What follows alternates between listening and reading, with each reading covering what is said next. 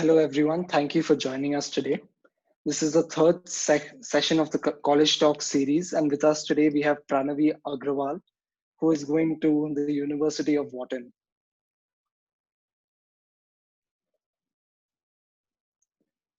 So, just we let Pranavi Agrawal take over. Just to quickly tell you guys what this series is about. It's basically an initiative to give students like me as well exposure to various journeys of high school students who have got into top universities around the world and basically help us understand what the journey was. So let's begin then. Pranavi, you ready? Yes, sure. Thank you for the introduction. Okay, so first let's talk about your university. So you went to UPenn Wharton specifically, right? Right. So what is its ranking in the world?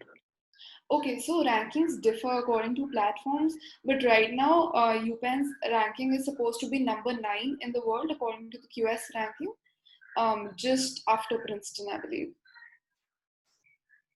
So how does the QS ranking work? What are the criteria for it?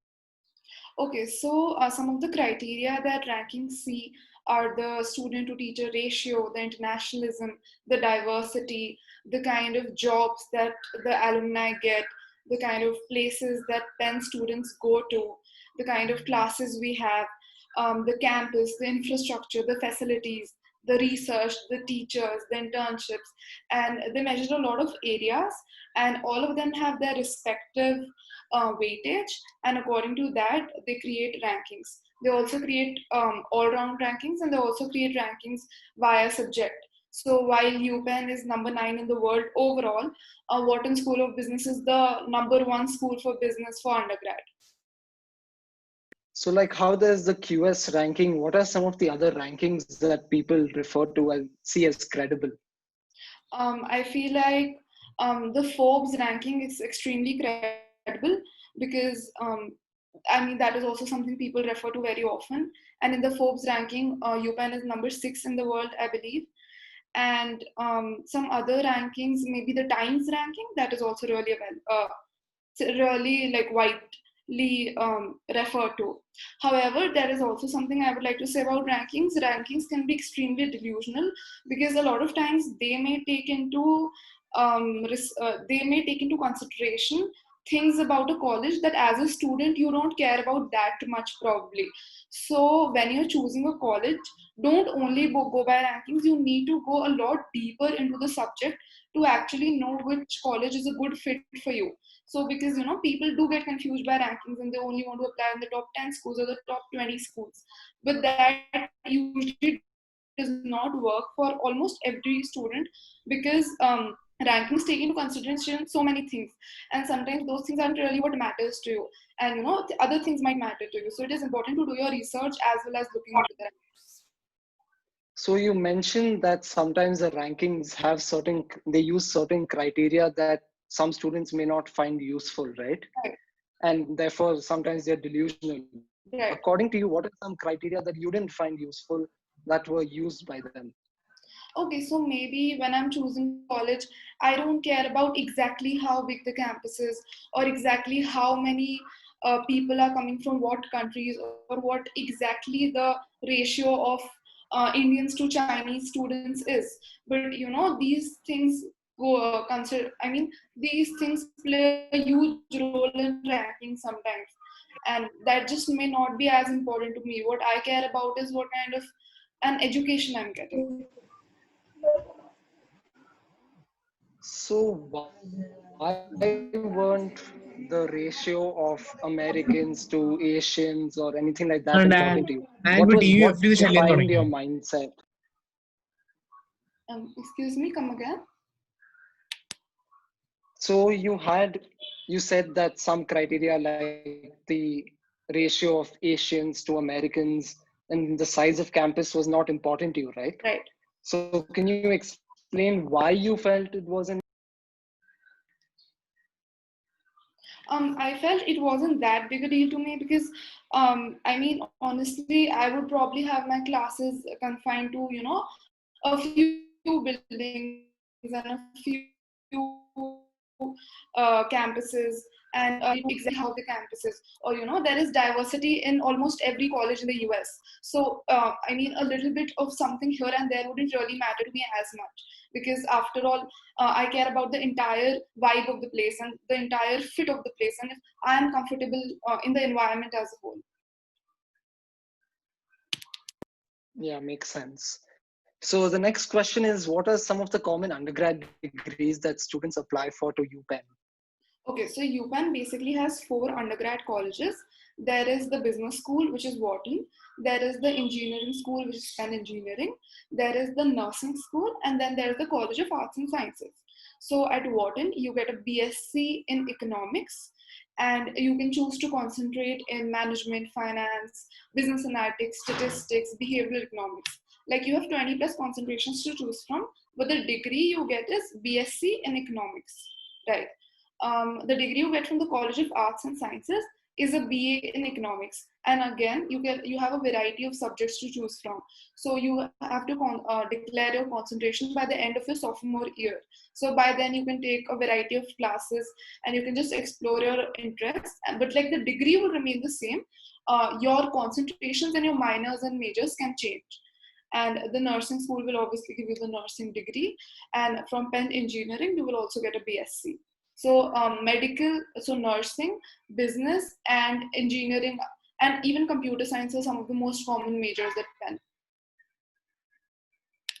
So sorry, just going back to the ranking system, is UPenn as a whole given that rank, or is it a specific sub part of this college that's given the 9th in the QS ranking? So UPenn as a whole is given the 9th ranking in the QS, while, for example, Wharton is giving the first ranking as a business school. Okay, so there are separate rankings for the each category of major, right? Yes, exactly. So what are the various, like, let's say, rankings available for a specific major? Let's just talk about business because you're going to Wharton, right? Right. So what are the various rankings available for business schools around the world? So almost all of these rankings are available for schools as a whole, and also for schools of, different categories and different subjects. So Times ranking is also available for business. Forbes ranking is also available for business. QS ranking is also available for business, and so on. So these rankings are also available for other subjects like CS and maths. So most of these rankings have the one entire thing and the one, and then rankings for different majors and different like subject combinations. So do you have any idea what the criteria are for the specific majors? Like, what do they use for business? I think it depends a lot on the faculty. It depends on the infrastructure. It depends on the kind of opportunities that students get. And it also highly depends on what the students do after college, what kind of jobs they get, what kind of salaries they get, what are the remuneration, what is their standard of life. So all of this comes into play at that time.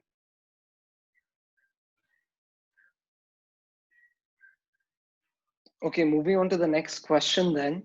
Are all the different parts of the school on the same campus, or are they separated and divided across the city?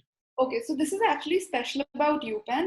All of the parts of the campus are like in one campus. All of the colleges are in one campus. So even though it's in a big city, Philadelphia, still it's like a traditional campus and it's all integrated. And are you allowed to do courses across campuses, or if you pick Wharton, then you're stuck at Wharton and can't do No, anything no, else? you are completely allowed to do courses at like different campuses and like try out different stuff. As a business major, you can, have a minor in Spanish, or you can study public policy. It's very, very flexible. Can you briefly tell us a little about Pennsylvania now that you've mentioned it? Okay, so I've been to Pennsylvania once. I actually went for summer school there, like to Wharton. So it's a great city. It's 2 hours. It's Philadelphia is a great city. It's 2 hours away from New York. It has good social life, good food. People love to, hang out and get together and have concerts. And it's just a very lively city. It's not, it's a little expensive. It's not too expensive. So it's like it has your traditional small city experience along with, being connected to all the big places in the East. So I find Philadelphia a pretty good place to study. So this just came to my mind. You're schooling from home, right? In terms of you're not at Pennsylvania currently, right? Right, right. So can you tell us how it's going just being in India and adjusting to the time zones? No, no. So I've actually taken a gap year. So I'm not doing school right now because I really didn't want to do online classes because I feel like it's a lot more effort and a lot less of the learning. And I've always been a very hands-on person. Like I like to interact with people and like, be in the class and that kind of thing. So I've decided to go next year. And right now I'm actually interning with like consultancy firms, boutique consultancy firms in India itself in my city. So I'm doing that. That's great. Good use of your gap year, I guess. I hope so. I hope so. Okay, so now that we have got a bit of background to the university you're going to, let's talk about your high school years. Let's go back in time. So, guys, just quickly, just to mention, if you have any questions, just drop them in the chat. The second half will be used to address them. Okay, so now coming to the stats. GPA, SAT, subject stats, APs.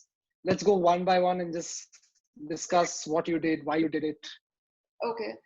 So So sorry to interrupt. So let's start with high school. So okay. which board? I'm from a CBSE board. My school is in CBSE school. It's the National Indian Board. So that. Okay, and so CBSE. What was your 10th grade, 12th? What were your Okay. So scores? you have to give grades right from 9 to 12. So in ninth, I had a 10 CGPA. In 10th, I had a 9.9 CGPA. And in 11th, I had a 9.8 CGPA. And then in 12th, I had a 96%, 96.4%. So So yeah. CBSE, we usually get percentages, but for the sake of the common application, the school itself converts the percentages into the GPA, which can be submitted to the school.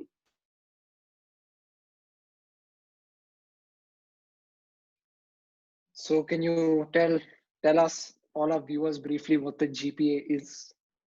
Okay, so the GPA is basically a cumulative performance average of your years at high school. So what you have to do is you have to give your GPA from the 4 years of high school, 9, 10th, 11, 12. And something that is like the most important for US admissions is definitely your extracurriculars and everything you've done outside school. But still your academics are the one most important thing. So that is given a lot of weightage. Besides that, you're also given the option to submit your school ranking if your school has the ranking system, or your quartile grade if you're like in the first quartile, the top 1% or the top 10% or the top 20%.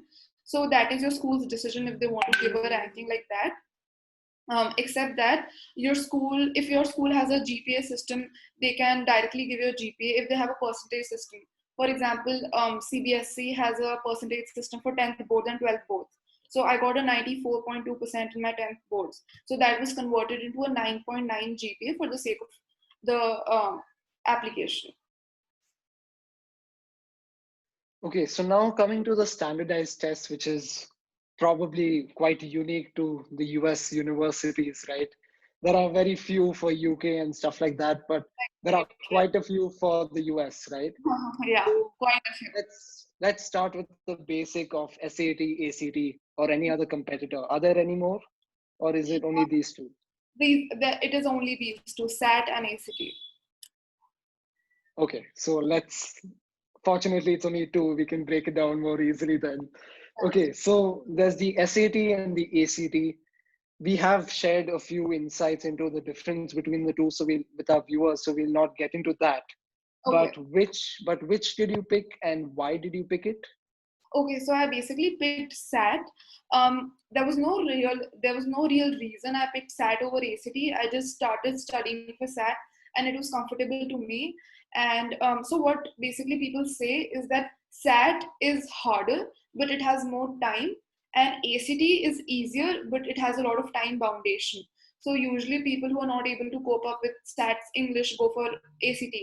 And ACT also has a little bit of science section, so I was not very interested in science. So I picked up SAT. I was comfortable with SAT, and that's why I stuck to SAT.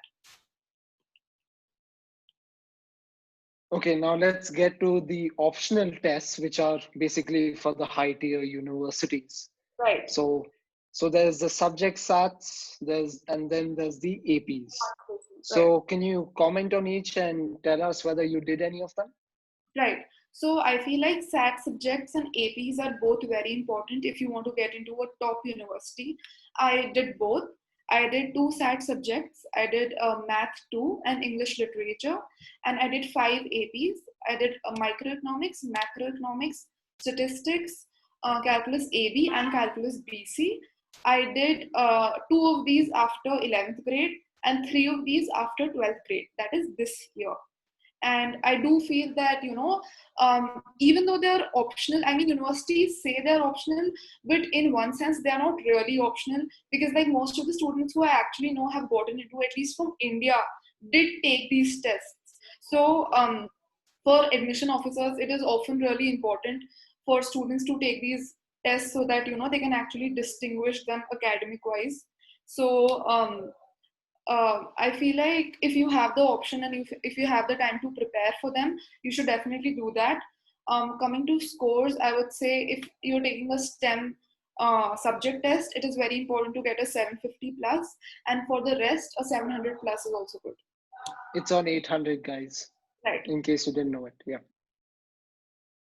And for APs, your score should definitely not be below a 3. So, if you have most 4 and 5s and 1 or 2 threes, that's fine. And what's the total for the AP? It's a The 5? total is 5, right? Okay. Okay, so now let's zoom into APs because they are, can you tell our viewers what the full form is?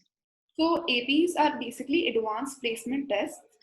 Advanced placement test means that AP's curriculum is basically like the first semester or the first year of college. So it is basically doing college level courses in your high school, either studying for them independently or in school. I mean, US schools usually have a lot of AP classes too, but typically schools in India don't really have AP classes. So for Indian students, it's about studying on your own for APs and taking these exams. And these exams test college level curriculum, but like a lot of it is actually similar to high school curriculum, just a little more conceptual. So you have to study for them, and these APs happen only once a year in May. So you have to register for them in the previous year by like October or November, I assume, and you have to take them next May. So these tests are typically considered a bit harder than SAT subject tests or SAT, for example. So you have to study a little bit more for them. Okay, so I'm not sure whether you know much about it because they've come from CBSE, Mm-hmm. but do you have any? I've at least I'm coming from a IB. international IGCSE curriculum, and any comments on if you do IGCSE, ASA levels, or IB? Do you Hmm. really need a AP? Because I've heard that I don't need one. Right. Even I've heard that. I'm not 100% sure about this, but I've also heard that if you're coming from an IB school or like a school with the CI board, the Cambridge International Board, you don't really need APs. But like coming from a CBSE school or any local board, they could really make a big difference to your application. However, I would recommend that even if someone's coming from an IB school or a IGCSE school, if you have the time and if you're familiar with the curriculum, and basically, for example, microeconomics and macroeconomics are considered one of the easy APs. So if you can take them, you should take them. I mean, they would definitely add on to your application. They would not subtract anything. Okay, so are they really available in India, or do you have to find a teacher abroad to do the APs? So in India, you won't really get a teacher as by the name of an AP teacher, like not at least in Indore. Maybe you get uh, these teachers in metropolitan cities, but I took the help of my school teacher to study for them because the curriculum was similar. So a teacher who had already been teaching in a CBSE school for 10 to 15 years, they could easily understand the curriculum and they could teach me. So even though you might not get a specialized AP teacher, you can very easily find someone who could read the book and understand it and explain it to you. So that won't be very hard. So just a last question on APs and subject stats also. What are some resources available to study for these tests? Well, thank you for the question. I feel like the best resource to study for SAT subjects and APs is the Barron's book. Like it is very, very good and it covers all the curriculum. So if you study the Barron's book thoroughly for any of these, you would not need to refer to any other resource. Just go for Barron's. And the practice tests, Khan Academy, maybe?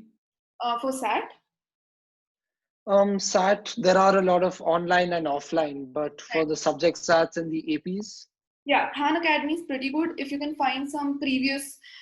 So basically, on the college board website, you would also find a lot of previous AP papers and AP questions. So definitely go through these because the pattern obviously remains same.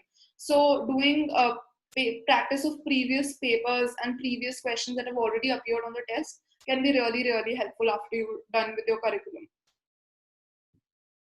so if you are to do it after 12th grade, which is what you said you did, it was a predicted score you gave for your APs and your APs, right?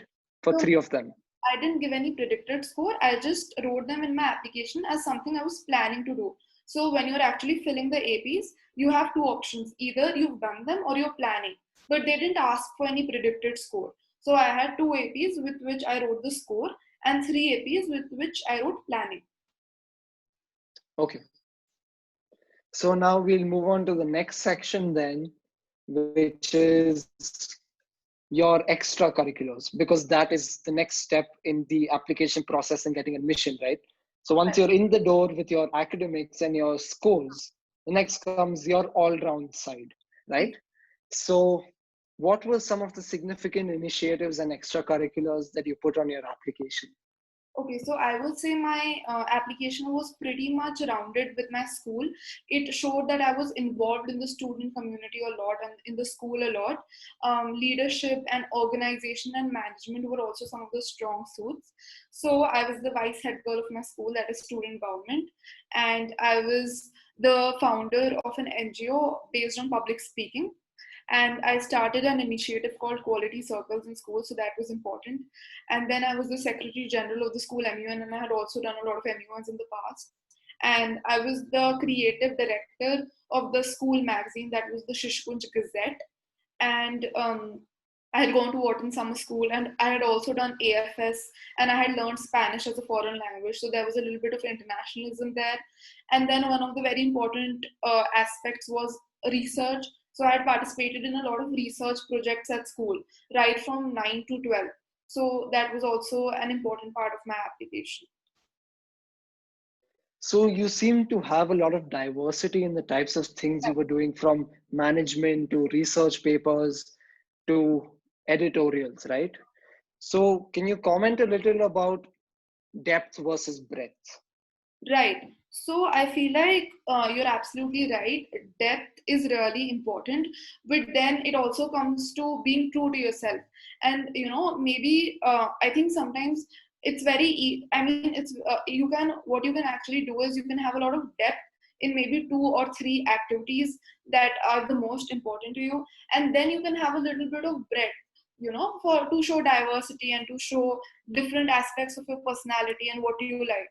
So you definitely need depth in at least like two or three of your extracurriculars, and for the rest you can have breadth. So for example, I would say I had a lot of depth in MUNs because I was doing MUNs right from grade 8, and I had depth in like student council stuff because I was the house captain of my school, house captain of my house, and then I was the vice head girl. And I had depth in my NGO because that was something I was very involved in right from 10th grade. but the rest of the stuff was not as deep, but it was also important to me, and maybe I had not been doing it for that long, but it was also something that I was really interested in. So now coming to the main extracurricular that people talk about, Model United Nations. Right. I hear a lot of you should do it, you should do it. It's going to be a good thing to put on your application. Hmm. But if everyone does it, is it really going to count on your application or not? Is a question that maybe someone like you should be answering. Right. Okay. So the thing about Model UN is you're absolutely right. A lot of people are doing it. It has become overdone. It's not being done correctly everywhere. But for example, for someone who's just starting out with high school or even middle school, Model UN is something that gives you a lot of opportunities to just better yourself. It gives you opportunities to learn about internationalism. It gives you opportunities to get better at public speaking. It gives you opportunities to learn how to research and to be with people. And it also provides you a lot of exposure. So even though it might not count on your application, especially if you've been a delegate in like 4 or 5 MUNs, so that would definitely not make a very major difference on your application. And even if you've done like 10 MUNs and then someone who's done 15 MUNs, that would also not be very different. But it will help the other aspects of your personality either consciously or subconsciously. And B, if you go deep into it, like if you chair committees or if you're a part of the secretariat or if you organize MUNs, so that then you come in a different league. So if you're doing it, don't do like 7 MUNs and leave it. If you're doing it, do it well, and don't do it just for the purpose of your application. Do it for other aspects of your personality, which would probably help with like other things like debate or research or like other stuff. Okay, so let's move on to actually, I have one more question regarding your research papers. You mentioned you have done 2 research papers, right? I have not actually done research papers. So in our school, we have these projects called Balvigyans. So CBSE organizes these annual inter-school competitions wherein the schools come together and they have to present.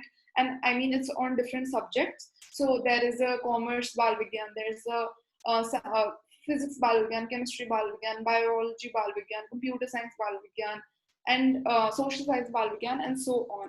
So schools come together and they have to present an entire report of maybe 60 to 70 pages on the research on a particular topic they've chosen, and then they have to make a model or do something related to that project, and they have to then give a 10-minute presentation about their idea and how they've decided to implement it, and then there are judges who basically judge the performance. So I've participated in 3 such Balvikyans in my school, 2 as a normal member of the team and 1 as a team leader. And so this also involves maybe 2 or 3 months of extensive research in school. So this comes to my next question of group initiatives versus sole initiatives. Do you feel one has more effect or more impact than the other? I wouldn't say so. I think it is about what you're doing and what your comfort level is. Group initiatives can be great because you can be the person who's leading the group. Or even if you're not the person who's leading the group, it can show that you're working in a group and you can work with people who are like minded or maybe even different to you. And even individual initiatives can be great. I mean, if you want to work on something on your own and if you're putting in a lot of effort and you're coming up with good results. So I don't think it is really a question about good group initiatives or individual initiatives. At the end, what matters is what you're doing. So that comes to our next section then, which is now we've gone through the school, high school years, now applying to the colleges, right? Right. And getting chosen by a particular college, in your case, UPenn Wharton. Right. So how did you go about your selection process? Did you go via a subject or you went a dream university and then picked a sub college from that? No. So I went via the subject itself. I mean, I wanted to study business. I had known that forever, and basically, like UPenn was one of the only top colleges that offered a proper business school degree in as an undergraduate. For example, Harvard Business School is only for masters and MBA, and even Dartmouth and Cornell. These all business schools are for MBA, and like in the Ivy Leagues, only UPenn actually offers a business degree as an undergrad, and that too it is like the top school. So it was, I mean, it was a combination of all the things. There was the dream school part also, and there was the subject part also, and there was also the part where other schools were not offering what Penn was offering. So now that you've come to the topic of dream school, I actually don't have one. But can you comment on how important it is to have one or not have one? Does it really make a difference? I wouldn't say it makes a difference, but I would say that it is important to be focused on one or two colleges in your application. So, for example, I'm sure you must be applying early somewhere. So, if you're applying early somewhere, you need to be really, really focused about where you want to go. Like, when you're filling out your application, you can't be very skeptical. If you are focused on one college, then that would really help you. So, even if you don't have a dream college, at least for the sake of early admission, you need to focus on one college and make that college your full, be determined to go there. And that would really help. If you're applying to one college and writing the supplements and thinking about another college, it does affect your application a little. So being focused could help you in ways you don't know. Makes sense. Okay, so now, of course, you don't know because you haven't spoken to the admissions officer, you don't know what exactly stood out for you. Right. But apart from academics, what do you feel stood out for you in terms of extracurriculars and initiatives that you did? I think something that really stood out for me was my letters of recommendation. I don't know, but I feel like students don't give letters of recommendation the importance they deserve, but they can really speak to your admission officers on a different level because coming from your teachers, they know. I mean, they give a backstory behind your grades. So, if you're amazing in chemistry, your teachers probably see an A on your transcript, but they can show the admission officers what interests you, uh, where your curiosity lies, and what kind of topics you like. I mean, they just give you a personality behind those grades. So I think my letters of recommendation were great, and my teachers did a very good job, so they definitely stood out. Something that I think also stood out was that my essays were not about my extracurriculars or about um, my grades or my initiatives or anything like that. They were just about who I was as a person, and they did not show off. They were not arrogant. They were just very different from the entire application. So they basically gave a face to the entire application. So I definitely think the admission officers must have like that. And except other than that, the I had good statistics like SAT score, GPA, and all of that. And my and Wharton specifically looks for leadership a lot. So I had a lot of leadership and I had a lot of initiative. So that must have helped. Okay, we'll move on to the next section then, which is, so we'll come to letters after this. So Okay. we'll start with writing a good essay, as you mentioned, right? Right, You right, had essays that were different from your extracurricular activities and more about yourself. right. So anything else you would like to say about writing a good essay? Right, definitely. So I feel like an essay is the most important part of your application because it is what really differentiates you. These admission officers look at hundreds of applications a day, every day. And I mean, it is important to have really good grades and extracurriculars, but to these top universities, these things are not enough because they see hundreds of good applications with really good statistics and really good extracurriculars. So, what really sticks with them is your essay, your story. Like your essays should be such that they are actually able to put a face behind that person. So, there's this common myth that if your essay is good, the admission officer will be able to recognize you when they see you on campus by that essay, nothing else. So, the key to writing a good essay is that you try to show who you are instead of telling. So, for example, instead of probably writing that I am mature, you write about an incident where you displayed your maturity and you let the admission officers decide for themselves. your essay should not, I mean, a lot of times I meet students who say that I mean, I have no idea what to write about in my essay because I don't have a great life story. There was no big incident that happened with me which I can write about. I have such a normal life. But that is the important thing. It is about finding your story in maybe an everyday routine of life. It is you need not have gone a great disease or been a part of a earthquake to have something to write about. You can write about a very simple thing, but it should be very unique and very specific. As they say, show, don't tell.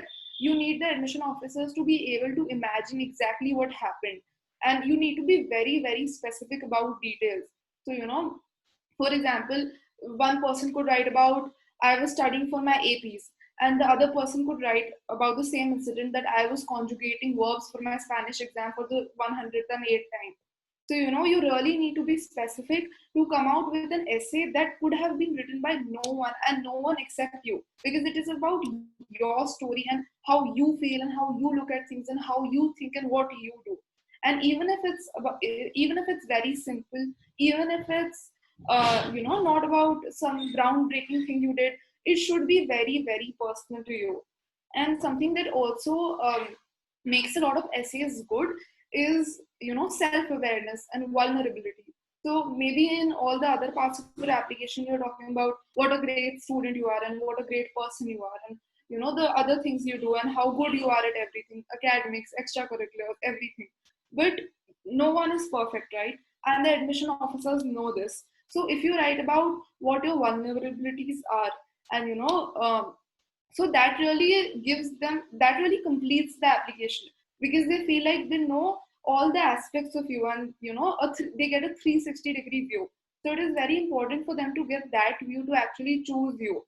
So definitely don't write, I mean, definitely don't copy your resume. You can write about your extracurriculars, but you need to put a face on your application. So you need to be very personal. You need to write an essay that could have been written by absolutely no one. And you need to I mean, even if you don't have a big event to write about, you need to show yourself and find yourself in everyday things of life. That's a great insight you've given us. Another question that's quite common that a lot of people ask is how important is a counselor in this entire process? So I also hired a counselor, I'll be honest. But after going through the entire process, I would say that a counselor is not as important, because honestly, US applications are a lot of work.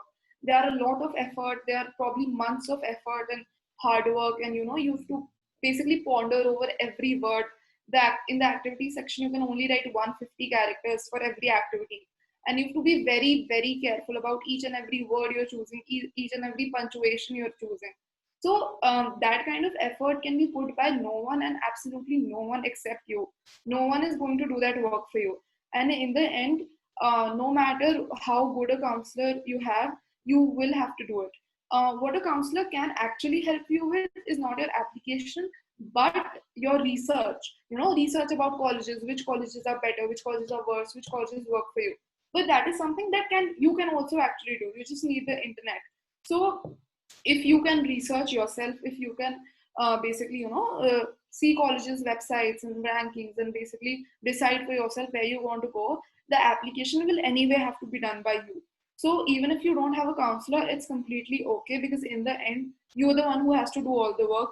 And especially for the essays and the supplements, you only know who you are. The counselor doesn't know you. And to be as specific and to write an essay that no one else can write, the counselor cannot do that for you. They can probably help you with the language, with the English a little bit, but in the end you are actually the one who is doing all the work. And no counselor can single-handedly get you to a top college. They can probably get you to a B level college, but never to an A level college. So even if you don't have a counselor, you can do your research. And I mean, there are a lot of tips and resources available on the internet, so you should be fine.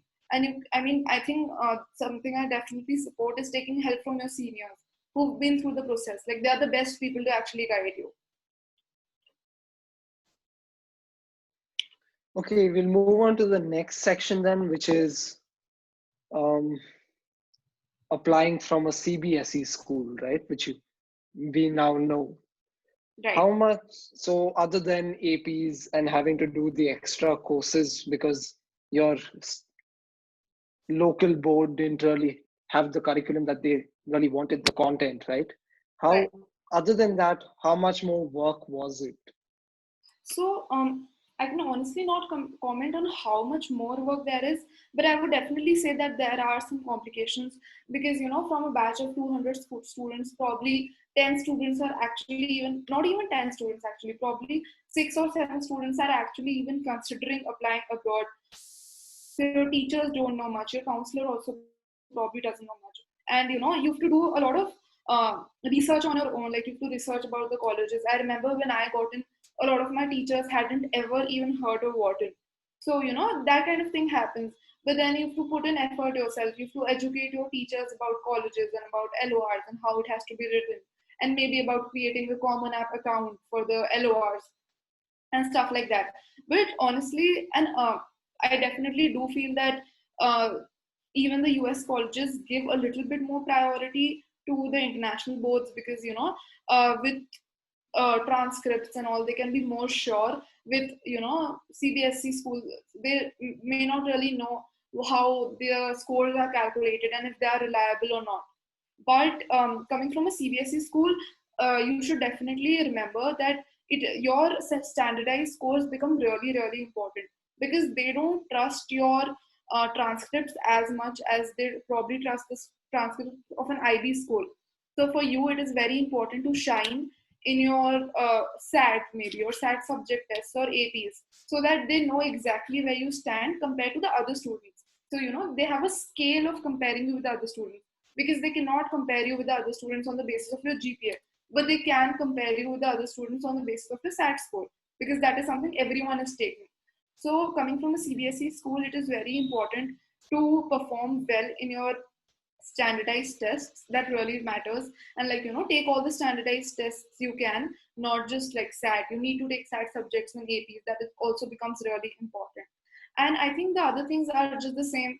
For the LORs, you have to help the teachers a bit, but if the teachers like you, they're probably pretty cooperative. And for the extracurriculars, I think that is probably the same. So I think mostly it is about your academics when it becomes hard.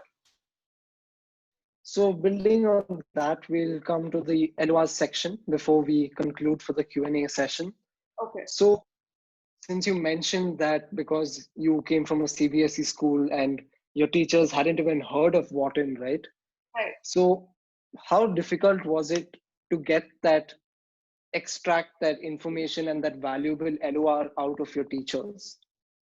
Not that hard actually, because even though the teachers hadn't heard of a lot of US schools, and even though they had not written many LORs before, they had written probably 1 or 2 LORs before, they were extremely, extremely cooperative. They liked me as a student and they trusted me that, I was probably going right. So I handed over a copy of my resume and, they wrote a first draft for me. And then, we could sit on it and discuss it. And I could tell them what I wanted in it and they could, help me with it. So even though they had not written LORs before, they were extremely cooperative. And then I had my research complete, so I knew what I wanted my LOR to look like. So they were very cooperative, and we sat together and we incorporated things that both of us felt were necessary, and that was actually very smooth. So if your teachers are cooperative and they like you, they will help you. You need to have your own research ready as to what you want in your LOR, so you can hand over your resume to them, and you can also hand over a little bit of guideline to them, and then they can write the LOR, and if they are helpful enough, they will probably let you read it before they actually submit it. So it was pretty fine. So to all our viewers, the LOR is actually not supposed to be read by the student. It's supposed to go privately to the university. But sometimes the teacher does show it to the student once it's complete, just to out of curiosity, so that the student knows what's written in it. Right. I mean, it actually depends on your relation with the teacher. If the teacher really likes you and they've written a glowing LOR for you, why would they not show it to you? So for LORs, you really need to pick your teachers very carefully. I mean, you can't pick your principal just because they are the principal. You probably need to pick a teacher who's been teaching you for the past 2 years and knows you very well, and they can write a very personalized LOR for you. Yeah, coming to this, it is very, very, very important for LORs to be extremely personalized. Like, if your teacher writes that Pranavi is extremely smart and talented, that would have almost no impact on the admission officer. The teachers also need to show why they think I'm smart and talented. So the teacher can write, I'm smart and talented. Or the teacher could write that Pranavi has a great interest in maybe biology, and this is what she does to fulfill that interest, and this is what interests her. These are the topics she participates in class. How is she as a student? Is she shy? Is she introverted? Or does she lead class discussions? And the person who's reading the LOR should be able to identify what kind of student you're going to be when you come to the university. So it is very important to have these very personalized LORs that probably talk about instances when you were in the classroom, and talk about what your interests are and what excites you, how you learn. Are you more of a person who learns through class discussions, or do you like to be very thorough with your books? Do you procrastinate, or do you do everything on time, or you're so bright that even if you procrastinate, you are able to complete everything? It should probably also have a little bit of limitation, because every student has its limitation, but it should be very real, and it should give the admission officer a very clear picture of who you are, using fancy words like she's talented, she's smart, she's has a lot of potential, she's great in class. These words will not get you anywhere, because they can be written about basically anyone, and they are not specific. So even for LORs, you need to be very specific and personal as you are with your essays.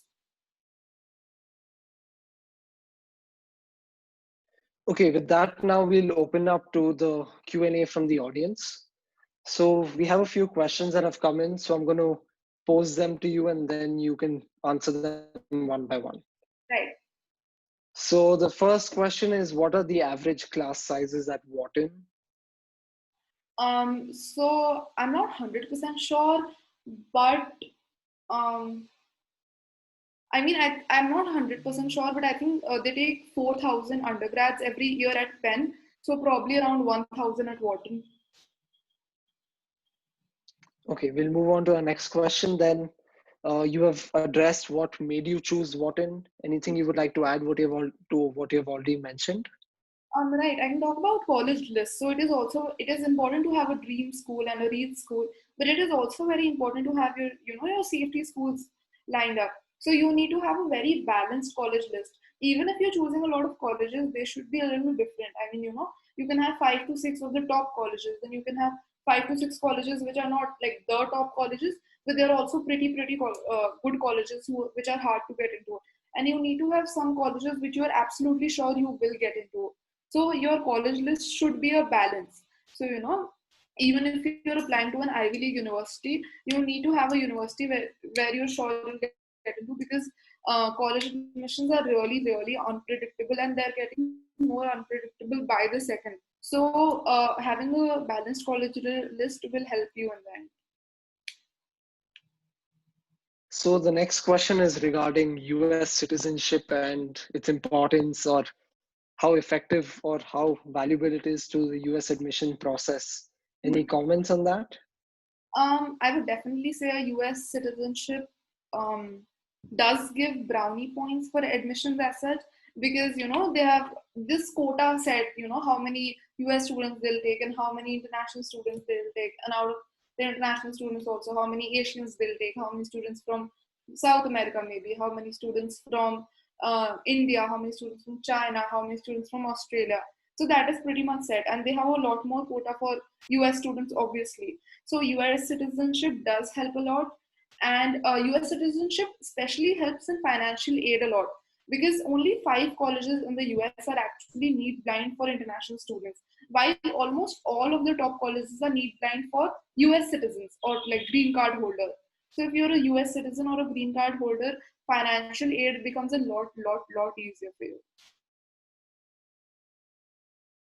So that actually comes to a question that comes later on, but is Wharton need blind for foreign students as well?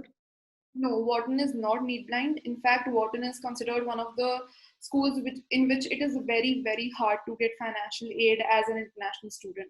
So, if you are on the edge about applying for financial aid to Wharton, don't. Like, if you can apply without financial aid, you should apply without financial aid, because that would actually make your admission a lot harder.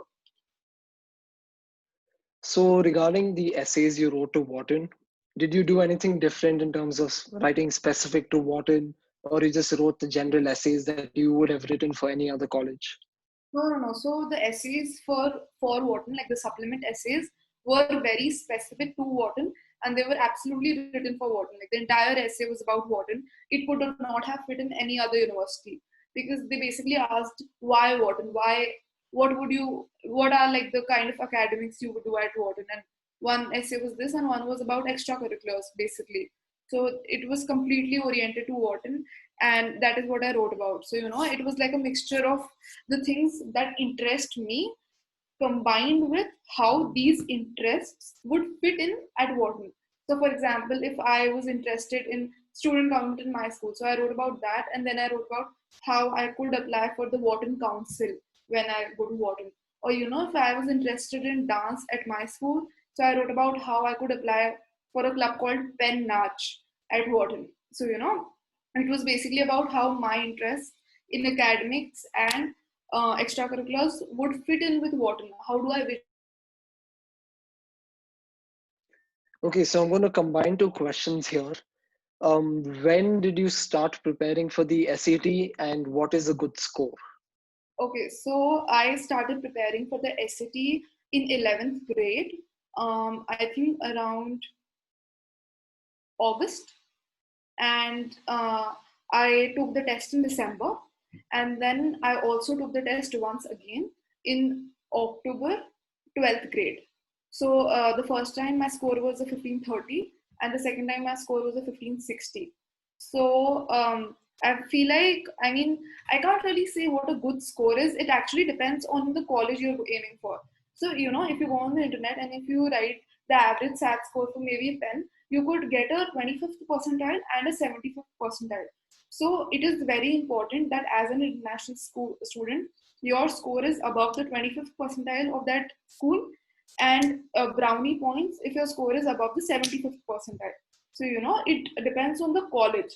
So the 25th and the 75th percentile of the SAT score is available for every college. So go to the website of the college, see it, and then you'll realize. So a very good score is above the 75th percentile, and the score you definitely need, like your score should not be below the 25th percentile, because as international students it is definitely more competitive.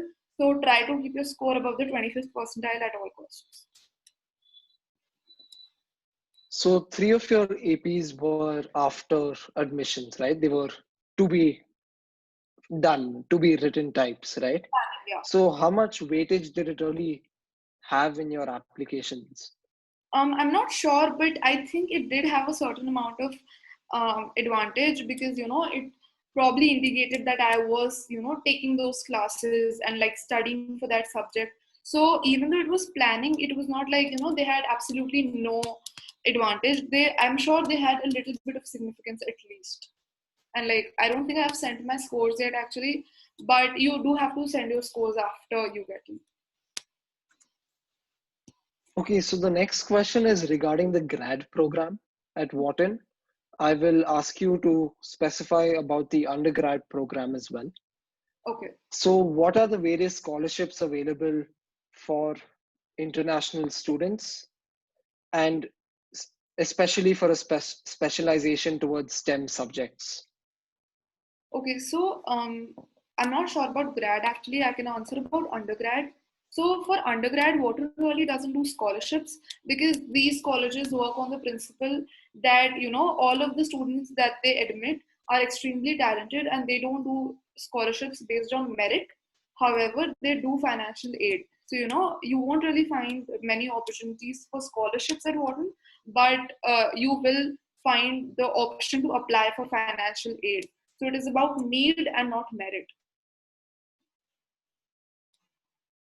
Okay, the next question is about how important is applying early to a school?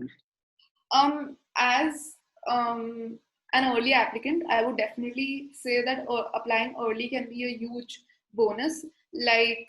So something I did was that I went to a summer school at Wharton and then I applied early. So I think that must have really helped because first of all I went there, and that demonstrated a lot of interest in that particular school.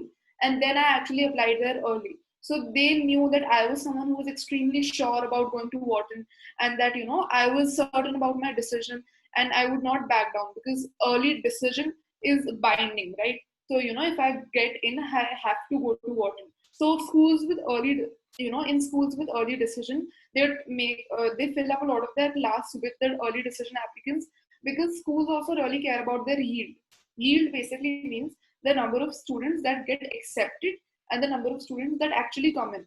So the early decision applicants who are accepted will definitely increase their yield because all of them will come in because it is legally binding for them to do so. So if you have a dream school, if there is a school you're very inclined towards, you should definitely go for early decision or early action, whatever there is.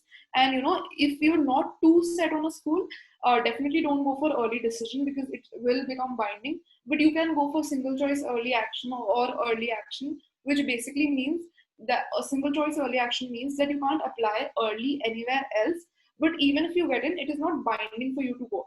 So for example, Princeton has single choice early action. So if you're really interested in Princeton but you're not 100% sure, you can apply early there, and if you get in, you still have the option of applying to other universities in the regular cycle, and then you can choose. But in Penn, if you get in early, you have to go to Penn. So you have to see whether your school has a single choice early action or an early decision or a normal early action. So if you're sure, go for the early decision. If you're not that sure, still you should apply early, but an early action or single choice early action. So now the next question is about essays. So just combining a few questions here. How many drafts did you write? When did you start the essay process? And who all did you ask or request to review your essays? Okay. So my early deadline was 1st of November.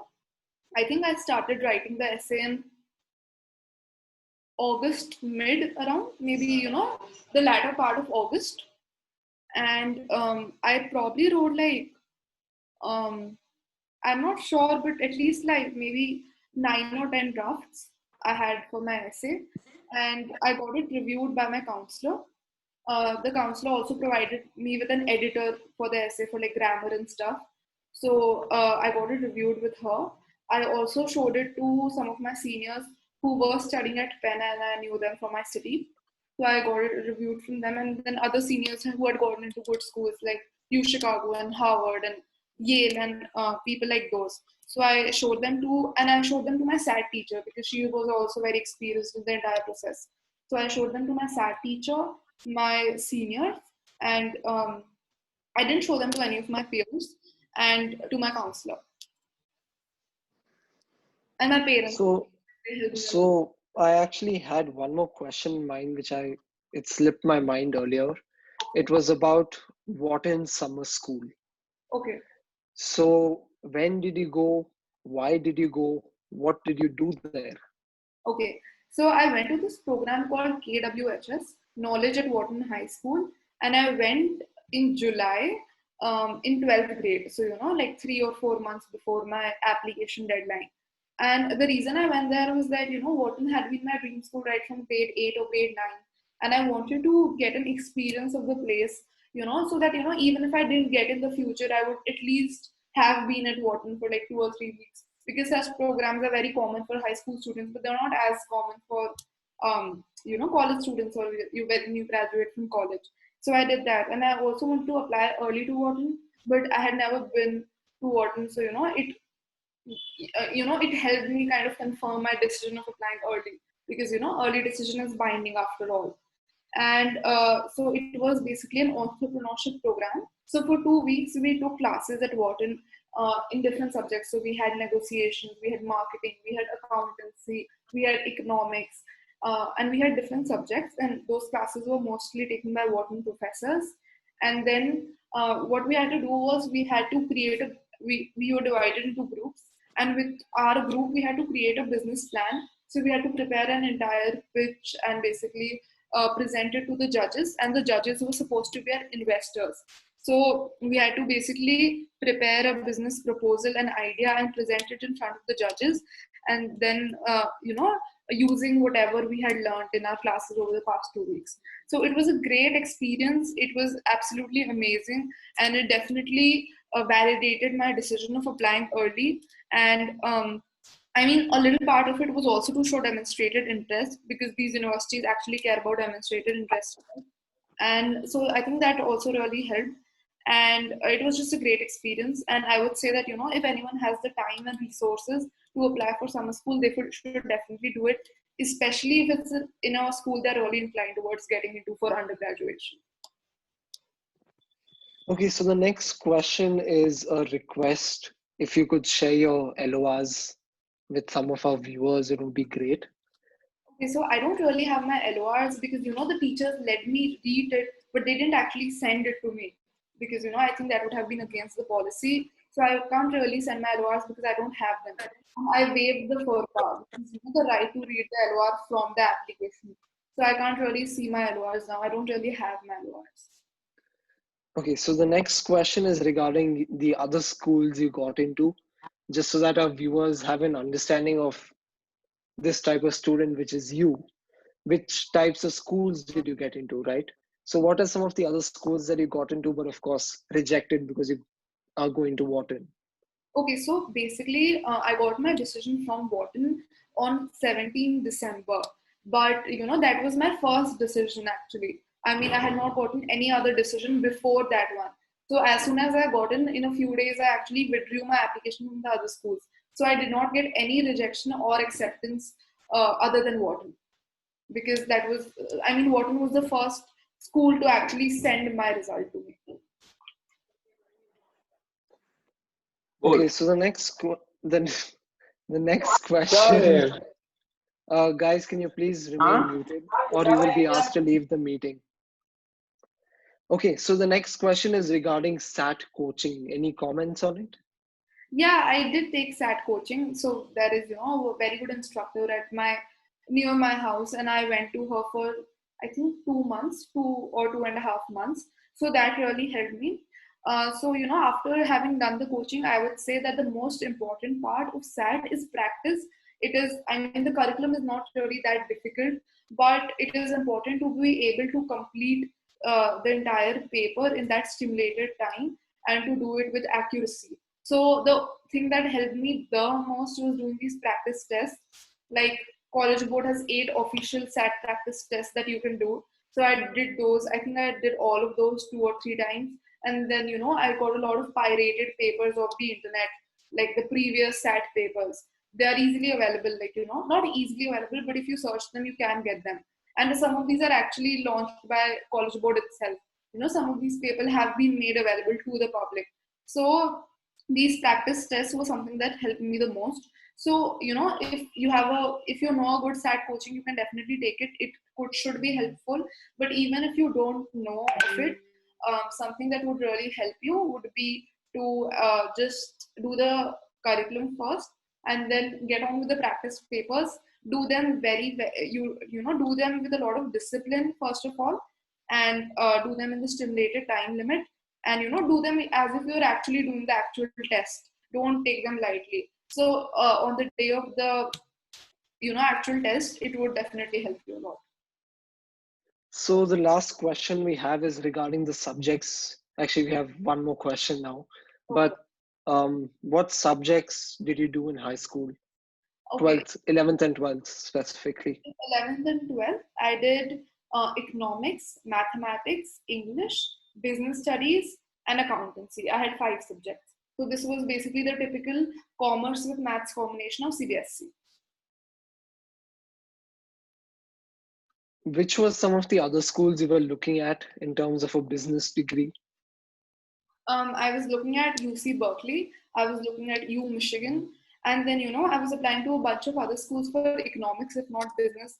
So I was going to apply to Princeton. I was going to apply to Columbia. I was going to apply to Dartmouth, Duke. I was going to apply to Harvard, maybe. and I was applying to U Toronto in Canada, and I was applying to Vanderbilt, and I was also applying to Babson, as a safety college. So I was looking at a bunch of schools. Okay, our last question for the day. Um, what motivated you to start your own NGO? Okay, so I mean, basically, I was really into MUNs right from grade 7 and 8, and as I was, growing into the field, and I was chairing committees in MUNs, and I was just like interacting with a lot of students. I definitely felt that a lot of students had a lot of potential to speak up and research, and they were actually very inclined and talented, but they were very underconfident. And in a committee of maybe 80 to 90 people, it was just very hard for them to give a single speech without a lot of hesitation. And that just really inspired me. And, with two of my friends who were actually seniors, I started this small NGO. So, we had two branches. One was about doing this public speaking training in the school itself.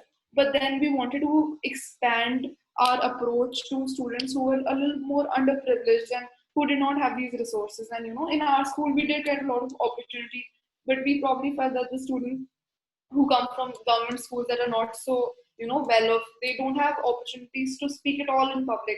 And when they go somewhere, they would probably face a lot more difficulty because they've never had the confidence to speak in a room full of people, and they don't have opportunities that we do. They don't have these competitions or these round squares or these AFS programs or these Bal Vigyans. So then we decided to branch out into the already existing NGOs in our city, and we partnered with them. So we had bi-monthly programs and tri-monthly programs, and we went to these places and we did workshops for public speaking, and we recruited trainers and everyone, and that really helped. And we had a lot of students joining us every year, so that kept us motivated. And it was just a great experience. And I would say that it was about getting the idea and having the motivation to implement it. That's all. It wasn't something which was like a very unique idea or a very new idea, but it was just about having the motivation to execute it properly. And of course, we also had the school support, so that helped. Okay, with that, we'll conclude today's session. On behalf of all our viewers, we would like to thank you, Pranavi, for taking out the time. It was quite insightful and a great session. At least I found it quite insightful. I hope the viewers did too. Um, to all our viewers, we have another session tomorrow with Maitreyi, who is going to Ashoka University, so an Indian liberal arts college tomorrow. Thank you again, Pranavi. Thank you so much. Thank you for being a wonderful audience. And thank you, Shiv.